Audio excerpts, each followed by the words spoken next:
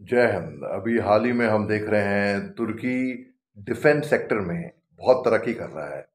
बल्कि कुछ साल चंद एक सालों में तुर्की ने वो इमर्ज करा है एक सिग्निफिकेंट प्लेयर एक ग्लोबल डिफेंस इंडस्ट्री में, जिसकी रफ्तार जो है वो एक्सपैंड हो रही है मिलिट्री टेक्नोलॉजी सेक्टर में।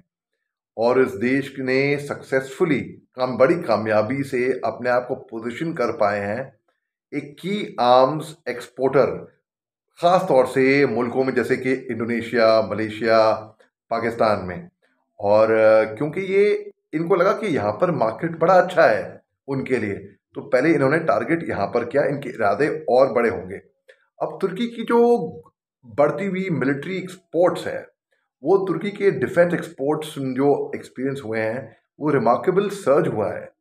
मतलब उन्होंने अप्रोक्सीमेटली $7 बिलियन 2024 में, पिछले साल। और जो कि रिफ्लेक्ट करता है 29% इंक्रीज उससे प्रीवियस साल से, मतलब 2023 से 2024 में। और 29% इंक्रीज, जो कि रिमार्केबल है काफ़ी। अब इस ग्रोथ ये लार्जली एट्रीब्यूट होती है तुर्की के एम्फोसिस ऑन कॉस्ट इफेक्टिव मगर एडवांस मिलिट्री हार्डवेयर। उससे इनका जो डिफेंस प्रोडक्ट है वो हाईली अट्रैक्टिव हो जाता है इंटरनेशनल मार्केट में। अब तुर्की का जो की स्ट्रेंथ है वो इंडिजिनस डेवलपमेंट है कॉम्बैट ड्रोन्स में, जो कि बैटल टेस्टेड है। और बल्कि सीरिया, लीबिया, अजरबैजान और कई अन्य अलग मुल्कों में तो तुर्की ने यहाँ पर तरक्की करी है। और इफेक्टिवनेस उनके जो मॉडर्न वॉरफेयर है, इसके अलावा तुर्की ने एक्सपैंड किया production of stealth fighter missile systems, जो कि नेवल प्लेटफॉर्म्स में। और आगे जाके बूस्टिंग उसका जो डिफेंस इंडस्ट्री का जो ग्लोबल स्टैंडिंग है वो बूस्ट हुआ। अब जो की तुर्की मिलिट्री टेक्नोलॉजीज हैं, जैसे कि एडवांस ड्रोन टेक्नोलॉजी हैं, तुर्की ने इस्टेब्लिश किया अपने आप को world leader unmanned aerial vehicles में, यूएवी टेक्नोलॉजी में, जो कि प्राइमरली सक्सेस हुआ उनका बेरथकर सीरीज के ड्रोन से। वो बेरथकर क्या है मैं बताऊंगा आपको उसके बारे में। जो कि डेवलप हुआ बेरथकर टेक्नोलॉजीज ने डेवलप किया है। और ये बहुत ही घातक लीथल ड्रोन है तुर्की के। उनके आर्सेनल में इंक्लूड करते हैं बेरथकर TB2, जो कि एक medium altitude long endurance male MALE कहते हैं इसको, ड्रोन है, जो केपेबल है 27 घंटे की उड़ान भर सकता है, जो लेस है लेजर गाइडेड और स्मार्ट म्यूनिशन से। अब उसको बहुत अच्छा, ज़्यादा एक्सटेंसिवली यूज़ किया है कॉम्बैट जोन्स में। और उसने अपने आप को साबित किया है, अपनी शक्ति साबित करी है, जो कि हाईली इफेक्टिव मॉडर्न वॉरफेयर में हुई है। और जो बेरथकर TB3 है, उसका एक अपग्रेडेड वेरिएंट है वो TB2 का। वो TB3 जो अपग्रेड वेरिएंट है TB2 का है।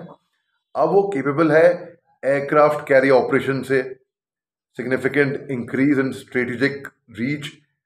असेंसी यूएवी, जो कि एक high altitude long endurance drone है, उसमें कैरी करता है वो हैवी वेपनरी और एडवांस सेंसर्स। उससे सूटेबल मिलिट्री स्ट्रेटेजिक ऑपरेशंस के लिए।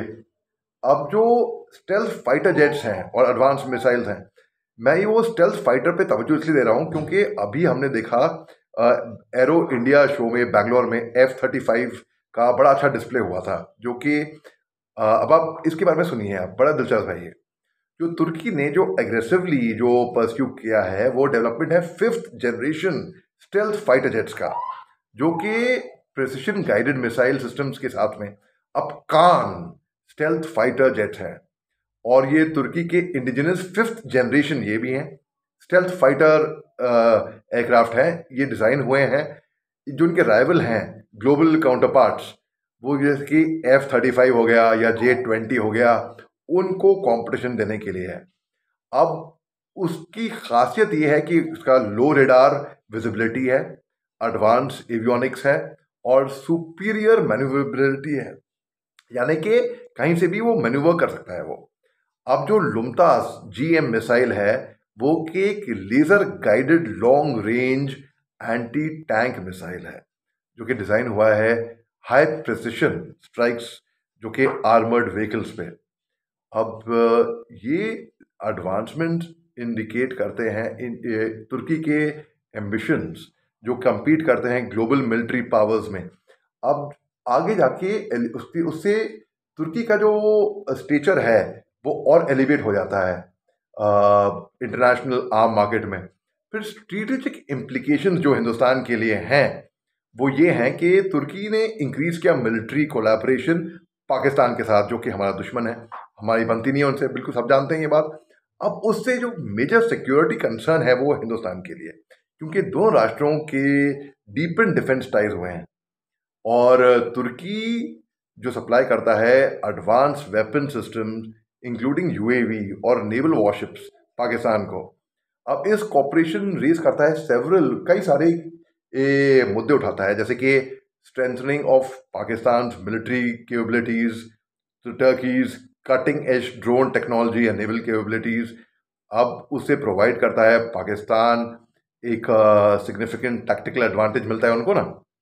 अब पोटेंशियल के इन्हांस्ड प्रॉक्सी कॉन्फ्लिक्ट्स के लिए एक एडवांस UAVs और स्टेल्थ फाइटर्स के साथ पाकिस्तान लीवरेज कर सकता है, ये बात फायदा उठा सकता है इन टेक्नोलॉजी का बॉर्डर स्कर्मिशेस के साथ हमारे साथ, जो कि हमारे लिए अच्छा साबित नहीं होगा ये। और असिमेट्रिक वॉरफेयर जो इसमें फिर एक शिफ्ट होता है रीजनल पावर बैलेंस में।